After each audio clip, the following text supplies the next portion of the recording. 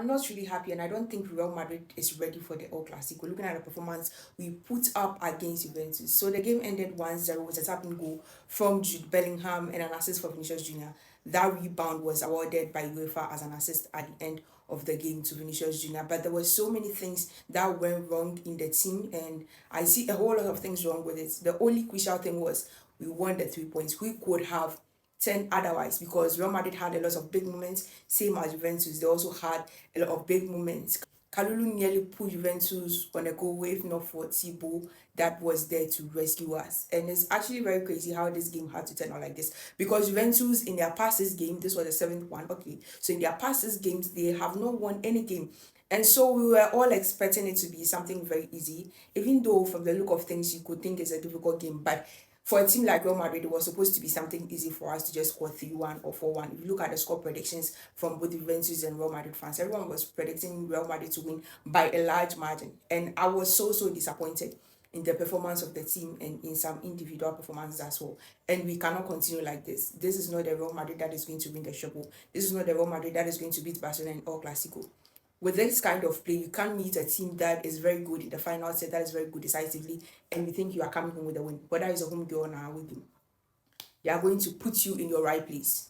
They are going to put you in the right place. I was saying, if Juventus had decision makers in the final third, I mean people who were very good decision makers in the final third, trust me, they would have scored more goals. I think Courtois was also at work, and that was a very deciding factor in why the game ended 1-0 and why Real Madrid didn't concede. In the first half, that save against Kalulu was actually crazy, because it was going in, it would have been a goal. Then the second save, the other save in the second half, he made about 6 to 7 saves, but the other save in the second half, Vlahovic, was also very impressive. He has pace. I didn't know like he was that speedy. And that would have been a goal. Trust me, if Courtois didn't show up to save that, that would have been a goal. But then in our back line, the individual performances weren't too bad. Raul Asensio, Adam Militao was very good for me. And Alvaro Carreras, in the first half, Alvaro Carreras was off. But in the second half, I saw a whole different thing from Alvaro Carreras. And I think we still have more room for improvements. The only problem I have with our backline is the spaces that we are leaving behind. If you meet any big team or any team that, as I said earlier, is very decisive in their final third, those spaces you are leaving, as soon as there is a counter attack, it's going to turn into something different. Imagine meeting a team like Barcelona, meeting a team like PSG, meeting a team like Arsenal that we played last season. You get what I'm trying to say. Now to our forwards, I feel like our forwards, each and every player had their big moments that they could have scored.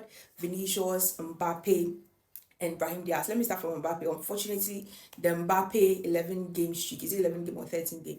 11 game streak has ended yesterday. He wasn't able to get a goal. But Mbappe had some individual moments that were very impressive.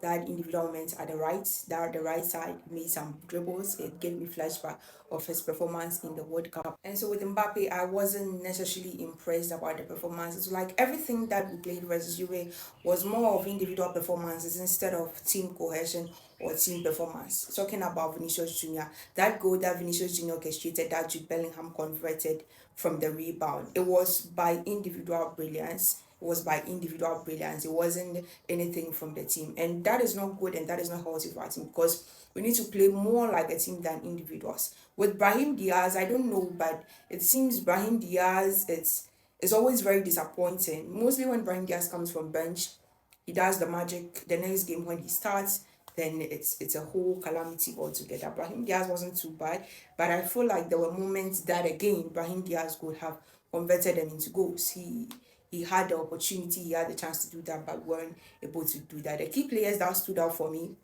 were Ada Goulet, were Courtois, and then probably I'll say Militao or Raul Asensio.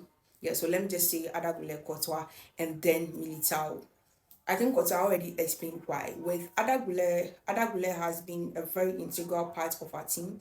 The previous game that we played, Ada Goulet did not start, and you all saw how the team was so disorganized. And I don't understand why Xabi Alonso keeps subbing Ada Goulet anytime he is the best player on the pitch.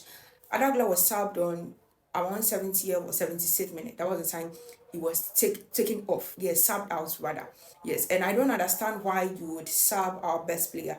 And when Ada left the field, it looked like we were clueless. We didn't know what exactly we were doing because it was like the memory chip in the phone has been taken off, or the battery in the car has been taken off. Adagule has become very important in the team, one of the undisputed starters. If it's not, he should be, because it's like Adagule is performing very well, and I think we have to give him that opportunity. I was asking a question that if you are supposed to choose between Jude Bellingham and Adagule right now, who are you going to choose? Not necessarily, I'm not saying it to bring a debate or anything, but I'm asking for the betterment of the team. Let's assume there's a game we have to play, and then only one of them is supposed to start. And someone said currently he is going to choose Adagule because of the form, and Jude is not yet fully back. Jude Bellingham has been injured for some time and has been out for some time against Real Madrid, and so it's obvious that he is not going to be performing like how he used to. It's going to take time.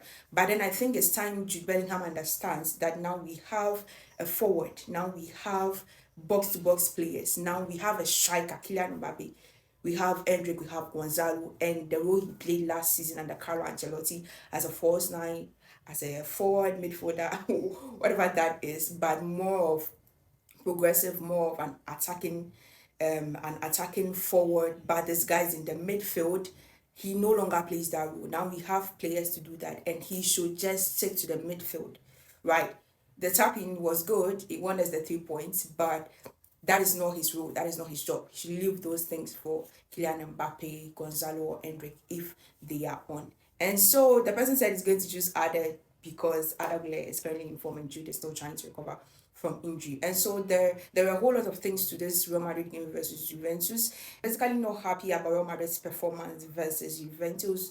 I mean, we were far better in the Club World Cup than what we saw versus Juventus and what we've been playing for quite some time now. And I hope every single department of the team makes reinforcements or adjust themselves. We need to change whatever. This is not the Real Madrid that is going to win the treble. Let me say it again. Yes, this is not the Xabi Alonso I signed up for. I'm not doubting Xabi Alonso, but I hope he makes the necessary changes and the necessary adaptations that we need to make before the big games come, the Champions League semis, quarters, and all that. But with this performance, we cannot even get there. And then with Barcelona, our next up is El Clasico. Barcelona has not really been performing well this season. In their past 4 games, I think they've won 2 and they've lost 2. The recent one versus Olympiacos and the one that our got a last minute goal. I think currently Barcelona have a lot more hype in them than Real Madrid because our performances, even though we've won, is not encouraging at all. And at the start of the season, I said Barcelona is going to struggle because Inigo Martinez left and they didn't make any reinforcements.